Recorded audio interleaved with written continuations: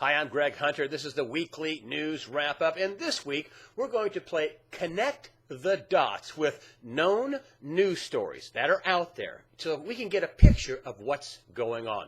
And let's start with the NSA bombshell that Edward Snowden dropped this last week about how the National Security Agency is basically collecting data on all Americans. Just collecting data on millions and millions, and I think all Americans, a massive data collection drive by the NSA. And not only here in America, it's reported that it is basically global. It's reaching into China. It's reaching into Europe. It's reaching around the globe. There are lawsuits flying and accusations flying. Many people call him a hero. Some people call him a traitor. Some people like Dianne Feinstein, senator from California, call him a traitor. Snowden says he's not a hero, he's not a traitor, he's just an American, and he is, quote, here to reveal criminality. And I think this is a pretty big crime, isn't it? I mean, the White House says all this, that data collection is perfectly legal. It's also perfectly outrageous, perfectly unethical, and perfectly unconstitutional, which I think makes it a crime. Dianne Feinstein says he's a traitor. Oh, really, Senator Feinstein? You think Snowden's a traitor? How about just this one story, the admitted money laundering for murderous drug cartels from Mexico and Colombia by HSBC. They laundered money for murderous drug cartels. They admitted it. They also laundered money for countries on the terror list like Iran. And they're not traitorous? They're not terrorists? They're not working against the actions of America. No charges filed, just a fine. But Snowden, oh boy, they want to disappear him. They want to bring him to justice for revealing a massive spy program on American citizens. I mean, don't you think we should have all known that, Senator Feinstein? But you guys don't go after the criminal bankers that have committed for perjury and forgery and foreclosure fraud and securities fraud and rate rigging fraud and money laundering for drug cartels in countries on the terror list. Oh, no, well, we don't go after them. No. But Snowden, oh, why, he's an enemy of the state. That's outrageous. Simply outrageous.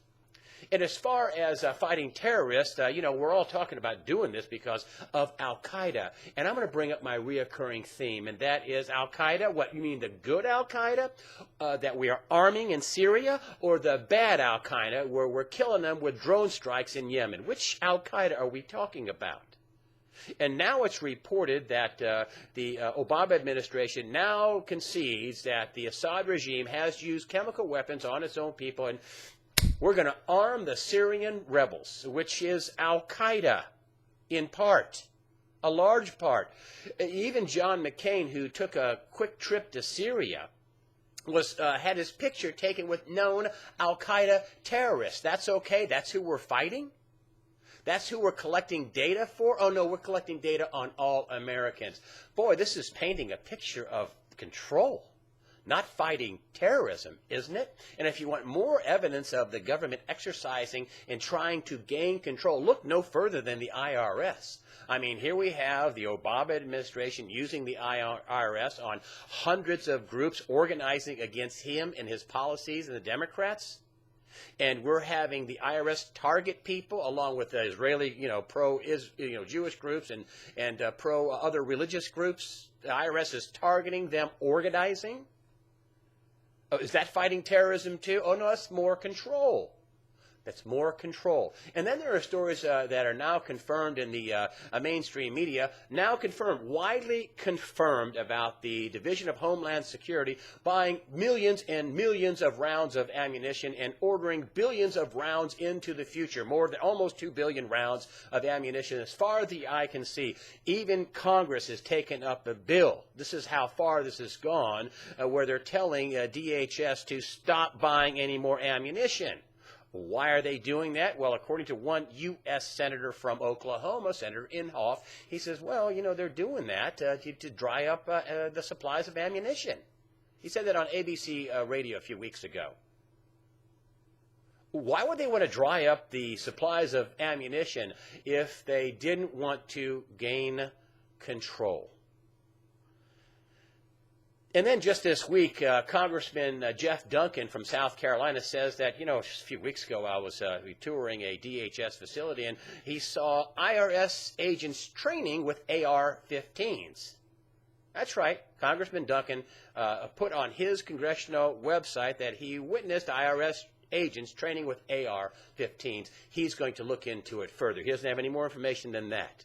So is that how the IRS is now going to collect taxes at the end of a gun barrel? Are they going to come to your house with an AR-15 and say, hey, you need to pay up? Or is that more control and some pretty physical, violent control methods being practiced, trained for, and put into place? How could you see it any other way? When is the IRS trained with AR-15's?